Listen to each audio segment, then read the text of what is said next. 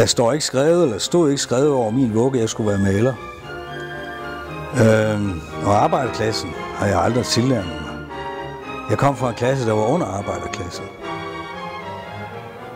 Og som overklasse og underklasse, de kan det begge dele. De laver deres egne regler.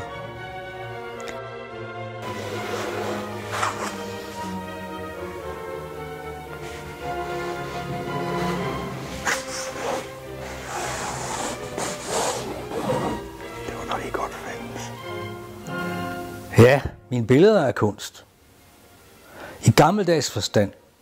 Fordi kunst, det er jo for eksempel poeter, dansere, skuespillere, musikere. Er ikke i tvivl om, de er kunstnere. Billedmagere er nogle gange i tvivl.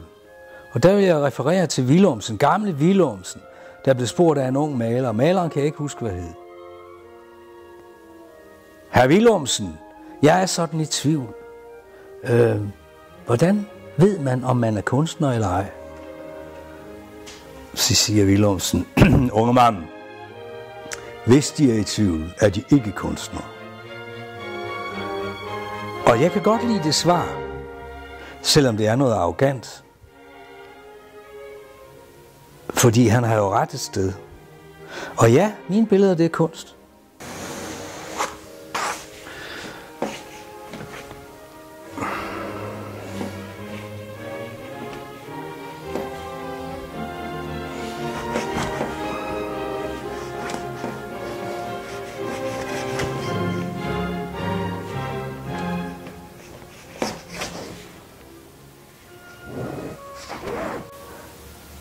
Derhjemme, der havde vi jo ikke den store kunst hængende på væggen. Jeg kopierede sådan et fiskerhoved, som alle havde hængende dengang. En kopi af Ankers fiskerhoved der. Og jeg tegnede den altid.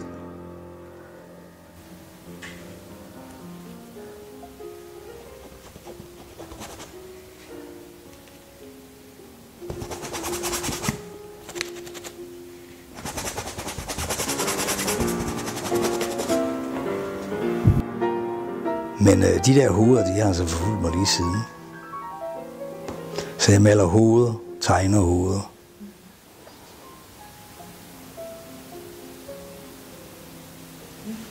Her er forskellige tegn, de bruger her fra back-end, fra filmen. Den der frøs jeg, og så tegner jeg den fra filmen. Det er Galadriel, dronningen til Lothlórien, eller The Lady, som de siger. Også første skitse til hende. Her er det Arven, Elronds datter. Også billeder, jeg fryser og så tegner. Sådan. Altså, jeg kan jo godt lide. Jeg kan godt lide de fejl. Og så lad dem stå.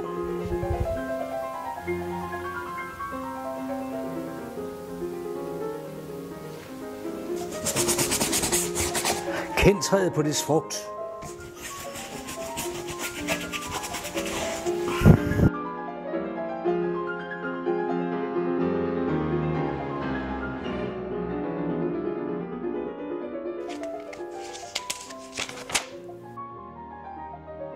Og jeg kan huske det endnu, et lille aflangt billede, et sort-hvidt billede med høstakke. Og jeg var som sagt bare væk. Det vil sige, at jeg havde fundet noget, der i den grad kunne optage mig, at jeg mistede både tid og sted. Så det valgte mig simpelthen. Jeg prøvede på at læse litteratur, jeg prøvede mange ting, men altså det tog mere og mere over. Og til sidst så måtte jeg bare overgive mig og sige, okay, det er det, vi gør.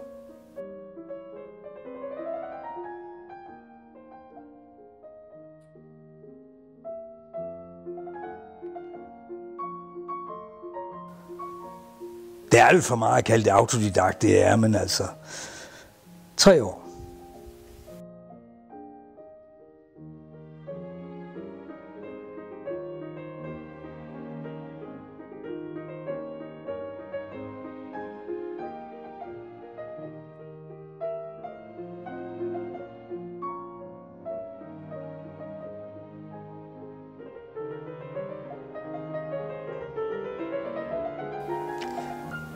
Men nej, jeg har levet af forskellige jobs. Og så var jeg så også så heldig, at der var stor arbejdsløshed i meget af den tid, jeg var ung. Så jeg kunne få understøttelse og sådan ting, uden de gik for dybt i det. Så jeg levede faktisk af, skal vi sige, kunststøtte af andre folks skattepenge i mange år på den konto. Så det var meget fint. Ja.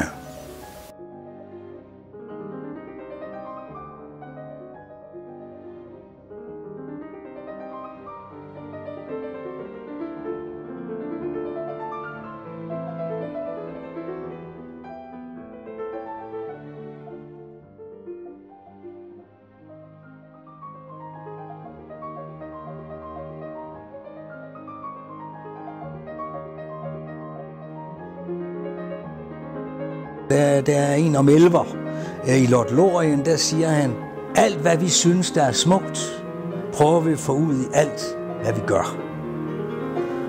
Og der kommer det religiøse så også ind for mig. Det religiøse hænger det sammen med det smukke, æstetik, moral, æstetik, etik. Jeg vil give fanden i religionen, eller vælge. Min religion er, at vi er evige. Og at alt er skabt, alt det, der er skabt, vil forgå. Og at kun mit fysik er skabt, det vil også forgå. Men jeg vil aldrig nogensinde forgå. Selvfølgelig har det indflydelse på det, jeg laver, fordi den mening vil jeg gerne have, godt må komme igennem, lyse igennem mine billeder. Hvad jeg heller ikke tror, det kan ikke undgås, at det, du føler dybt for, ligesom med elverne, kommer ud i det, du laver, i alt, hvad du laver. Der. Godt. Godt så.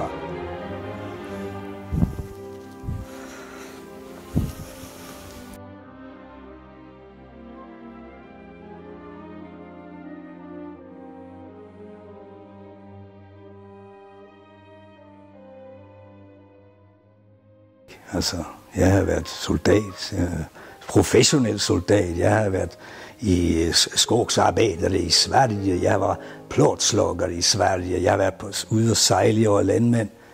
Ja, for fanden, jeg har prøvet alting. Også var mælkedreng.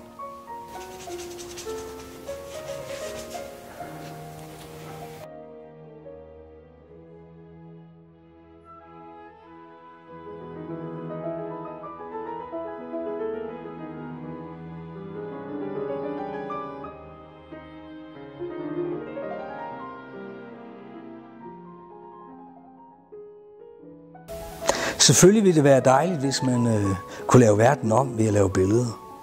Det tror jeg bare ikke på, man kan. Jeg tror sgu ikke engang, man kan lave andre mennesker om. Men du kan i den grad lave dig selv om. Og så skal vi sige, på den måde det lille være med til at ændre noget. Jeg vil ikke ændre malerkunsten som sådan, når jeg maler. Det lader avantgardisterne om, som tror, de er avantgardister. Bare jeg kan lave mig selv om, mine egne billeder, der udvikler sig, sådan at jeg simpelthen kan røre ved. Jeg vil røres, når jeg ser noget. Og jeg vil meget gerne, hvis jeg kunne få jeg vil meget gerne kunne røre ved andre med mine billeder. At de bliver rørt ved. Det vil jeg meget gerne. Men det er selvfølgelig også, skal vi sige, en stor ambition.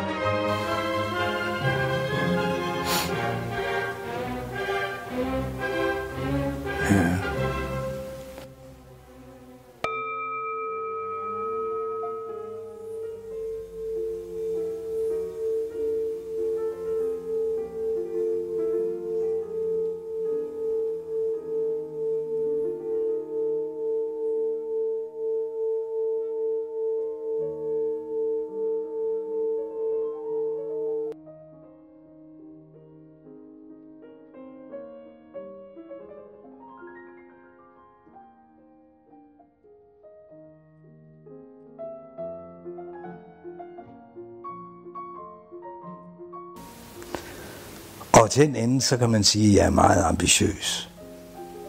Jeg er meget ambitiøs, jeg er meget dedikeret til, at det skal være noget. Det har ændret sig igennem årene. Min mor, hun arbejdede op på Banegården i Brande, var køkkenchef deroppe på en lille restaurant. Køkkenchef, det var hun sgu vist nok. Men jeg skulle i børnehave, og så skulle jeg med hende, for hun skulle meget tidligere afsted om morgenen. Og så stjernerne, der var en stjernehimmel. Og så spurgte jeg mor, hvad stjernerne var. Og så sagde hun, at det var et lys for alle levende mennesker. Og så udpegede hun selvfølgelig, da jeg spurgte, hvad for en var så min, den største og mest lysende. Og stjerneskud, så døde de og sådan noget. Så derfor troede jeg, og har altid troet, at jeg var noget specielt.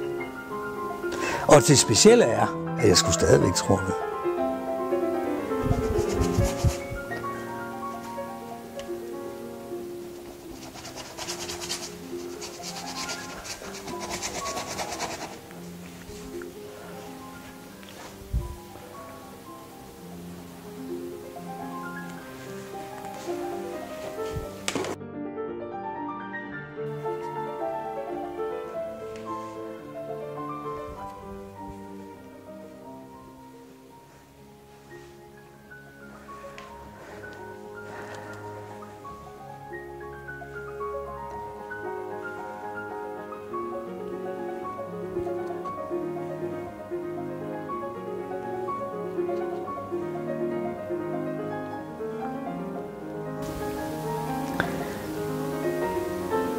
Ja, fremtiden, næste år bliver jeg folkepensionist og får fast indkomst. Jeg har besluttet mig til, at jeg vil kalde det permanent kunststøtte.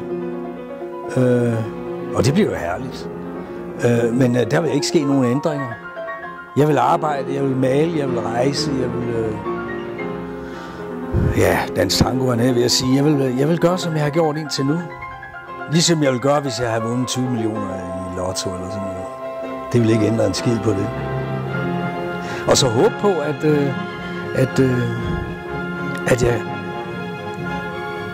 det, jeg kan føle lige nu, virkelig slår igennem. Og det er, at der er noget på vej. Der er noget nyt i gang, som er meget spændende for mig i hvert fald.